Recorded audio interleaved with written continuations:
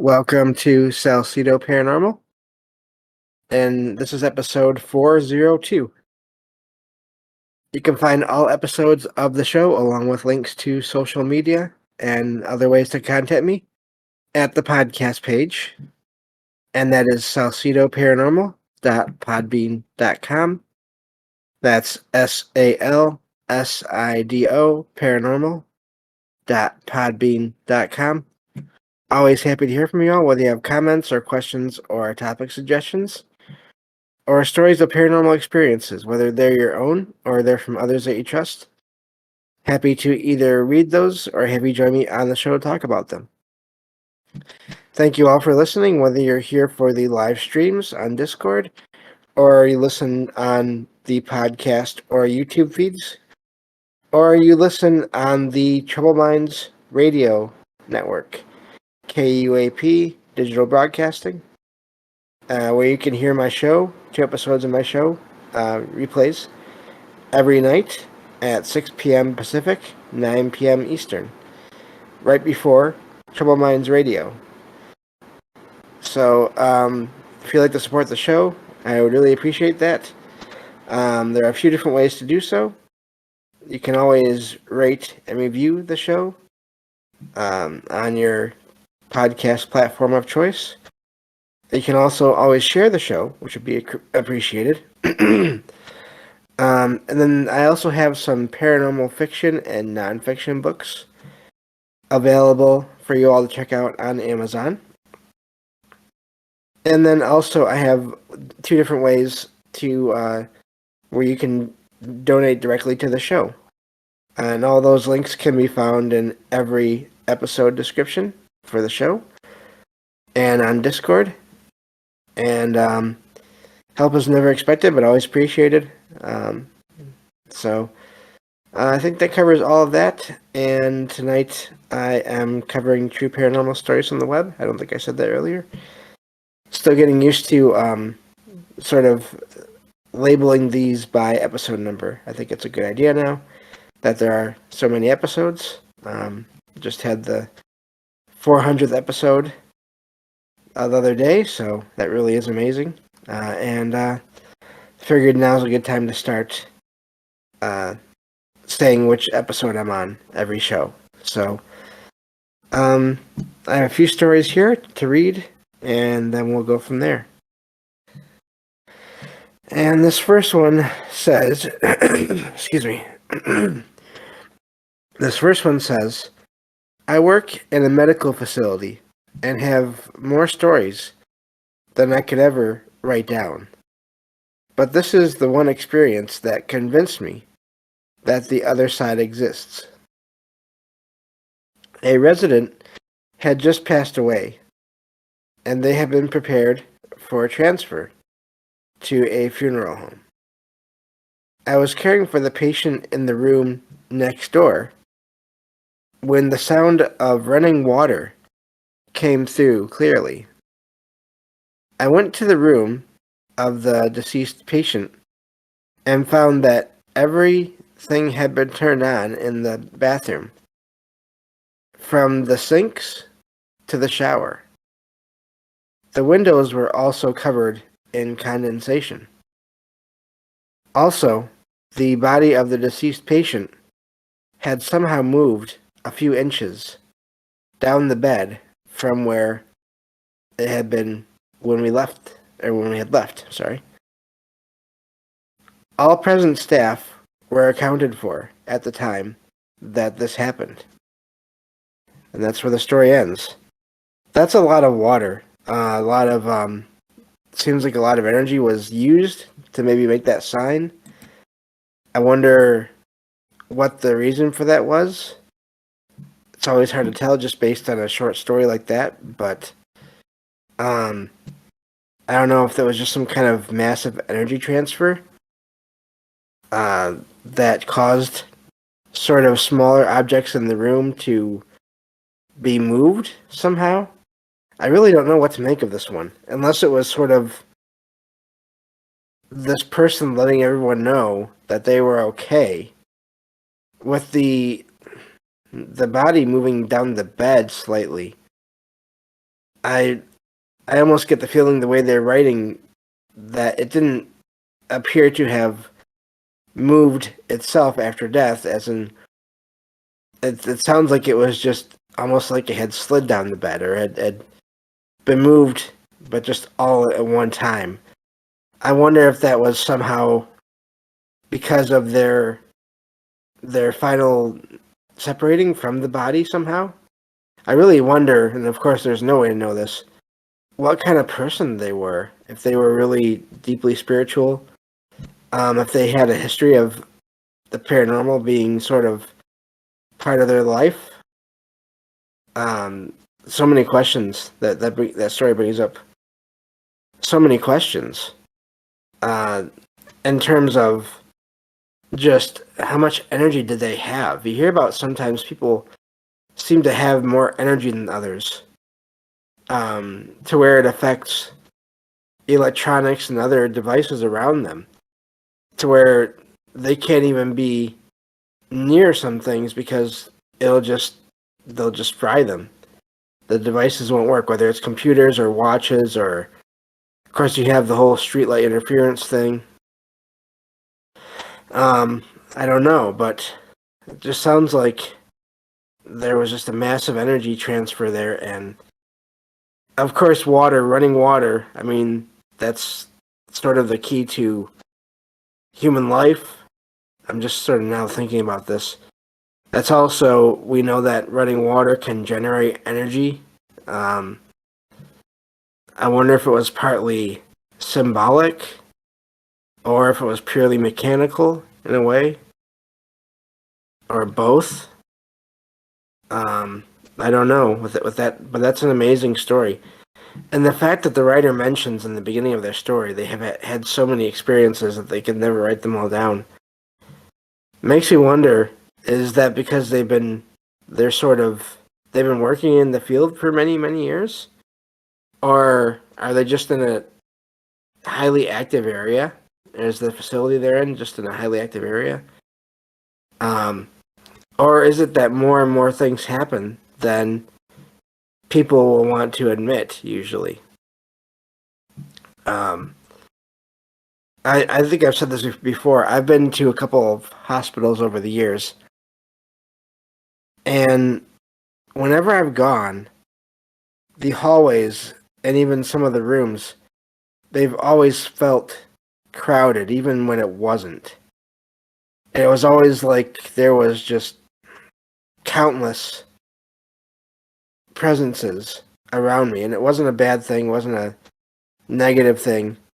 Other than the fact that it was just so much energy, it was not a bad feeling at all. It was just that there was just so many presences there that it took a little while to get used to when going there.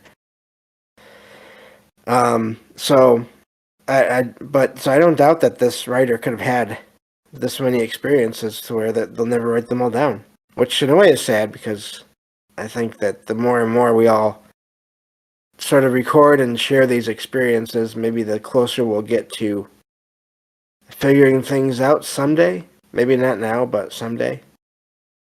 But I can understand. I mean, that's a lot of work. I know I've got a book I've been working on and off now for a couple of years that I'm still trying to get done. I haven't worked on it recently. I sort of fell out of the habit of it, and it's a lot of work. So even if it's just finding and editing and rewriting, for book format, rewriting stories of experiences, it's a lot of work. So, yeah, amazing story there. Makes me wonder too about what happened with that person and their family after they had passed. How much more was there that happened? So, moving on to the next story. This one says, late last night, some friends and I were out driving, and we decided we wanted to go to the local cemetery, mostly to freak ourselves out. It was a large cemetery with roads running through it and benches next to some of the graves. One friend and I saw a figure sitting on one of these benches. It appeared to be wearing a dark cloak and hood, which hid most of its features, except for its glowing yellow eyes. Another friend thought, for some unknown reason, that it would be a great idea, to honk the horn at the figure. It didn't appear to react at all. Just stepping outside the story here for a second. Don't do that, people. Anyway, that's just an initial reaction that I could not help sharing. For one, even if it's a regular person, you're going to possibly scare them half to death. But anyway, it says, we left at that point, frightened and confused. Can anyone explain what we saw? At first we thought it was just someone visiting the nearby grave, and then we thought it was some kind of spirit. But the eyes don't make any sense, and really creeped us out. And that's where the story ends. I wonder how much the desire to be frightened, that energy, giving off that sort of energy, changed or influenced the situation. I wonder if they hadn't gone there with that idea of wanting to be frightened. I wonder what they would have seen. I do think there is something, not that I know how it works, but something to that whole co-creation idea where the paranormal does exist, but people can see it in different ways. It can appear to people in different ways. I've heard stories of people who have seen, I've shared stories of people who have seen, been together, 2 or 3 people, looking in the same direction and seen entirely different things. And gotten entirely different feelings from what they saw, good, bad, indifferent, even though they were all looking in the same direction. So, I don't doubt that that what we experience, what we see and hear and everything, can be affected by our own state of mind and the energy of whoever or whatever we are seeing or we are sensing. And I wonder about those eyes. If they hadn't been glowing, would the people have gotten that same sense from it? Or would they just have figured it was someone there? I don't know, but the fact that they wanted to be freaked out, to me, is maybe part of that energy that they gave off that maybe then led to what they saw in some way that, again, I don't understand. Cemeteries, graveyards, it's really amazing to me how you get so many different views on how they feel to people. Some people say that they feel ominous, whether it's daytime or night. Other times they feel peaceful. Other times people don't really seem to feel much at all. I mean, other than just knowing that that there are people there that are in the ground there. I don't know with that. All of that is just. I think there's so many factors, so many variables in the paranormal that can cause all those different things. Knowing the history or not knowing the history, again, all variables that can play into that. And so, I don't recommend, if you ever see anything strange, I don't recommend just making a loud noise at it. Seems like a possibly not the best plan of action. Maybe just getting out of there might be good. But again, I don't know. It's just the eyes. I mean, they say they're the windows to the soul.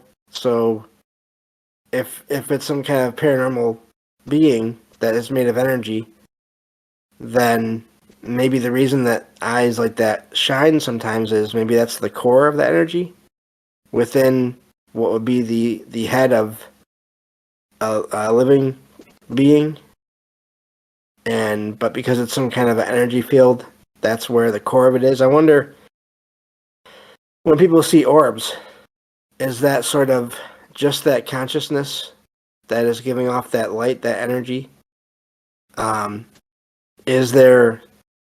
Would there be some kind of a figure around it if we could sort of see all energy types out there?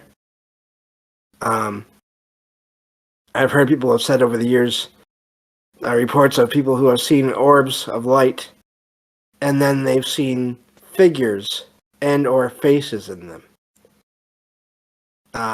So I think there's something to that, possibly. And again, these orbs, these spheres of light, they're seen in so many places, in inside, outside buildings, near power wires, telephone poles, out in the woods, up in the air, out in space. And I think there are probably many different things, depending on the situation. And again, we have no idea for sure what is what. We only know where we see it and how sometimes it makes us feel, if it does that at all. So, I know that's a bit of a tangent there as far as the writer didn't claim to see an orb. But just my thoughts, just stemming off of that sighting, makes me wonder now if the whole thing with the eyes, if that is maybe more literal when it's someone or some being in an energetic or spiritual form or ghostly form. Maybe that's why sometimes people see that kind of a shine. So, moving on to the next story here. This one says, about 20 years ago, while at a local football game, I saw something I can't explain. Everyone was starting to leave, and I was with some friends. About 25 yards away, I saw what appeared in every respect to be myself, down to the clothes I was wearing. This figure was staring back at me as well, but with a blank, emotionless expression. I was not drinking or doing any drugs. I also do not have any history of mental illness, and have never taken any medicine for such things. I turned to my friends, wanting them to see the strange figure as well. But by the time I looked back, the figure was gone. I have no idea what I saw. If anyone else does, please let me know. And this is from a website, of course. That sounds sort of like a doppelganger, but then, and I've heard of that sort of blank reaction.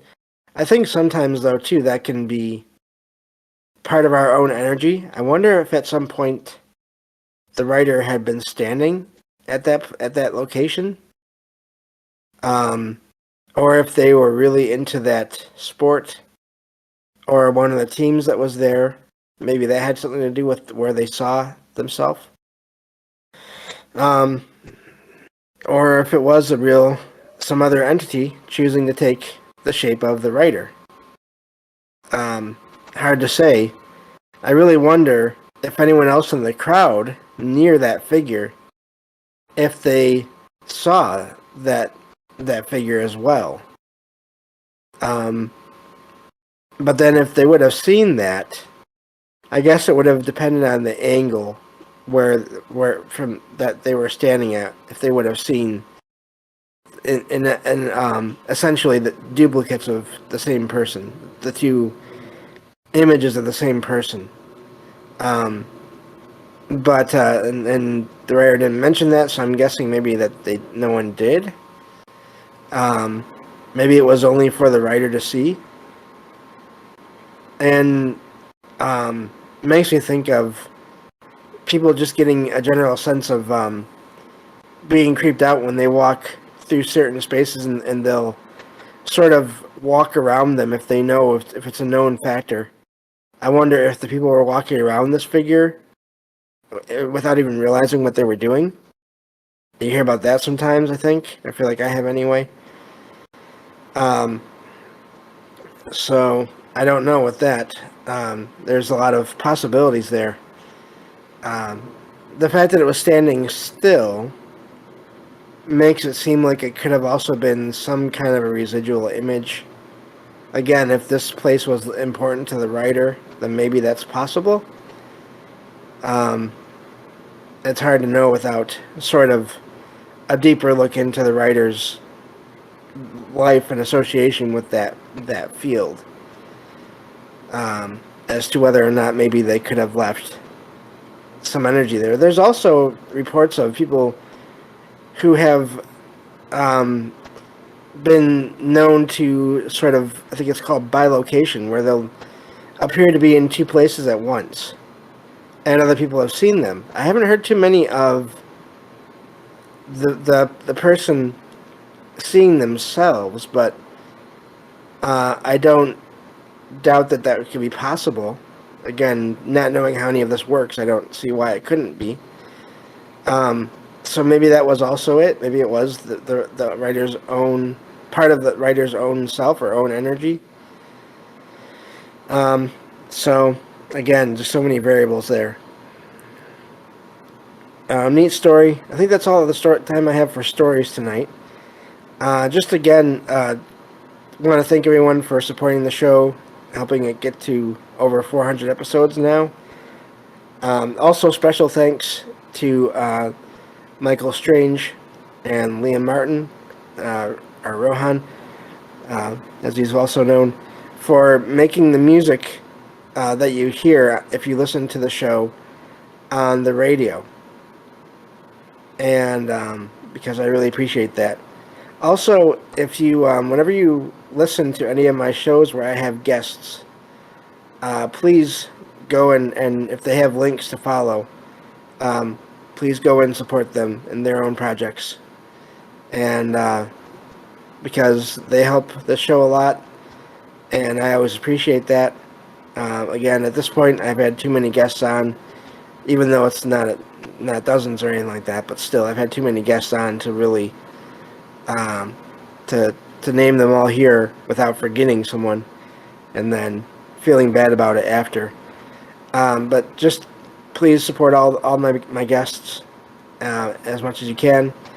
And again, and this show as well, if you enjoy it, then please do whatever you can, whether it's with the sharing and rating and reviewing, or if you want to check out the books I've written, again, or if you just want to make a donation to the show.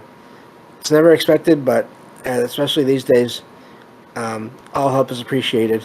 So, and let me see here. It looks like the plan is there should be an extra show on Friday, as long as everything goes as planned. So, looking forward to that. And so, yeah, I think that covers everything as far as tonight goes. Thank you all for bearing with me as I get used to, again, mentioning the episode number at the start of these shows.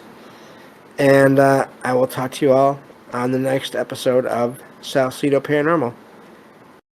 So, thank you all again, and take care.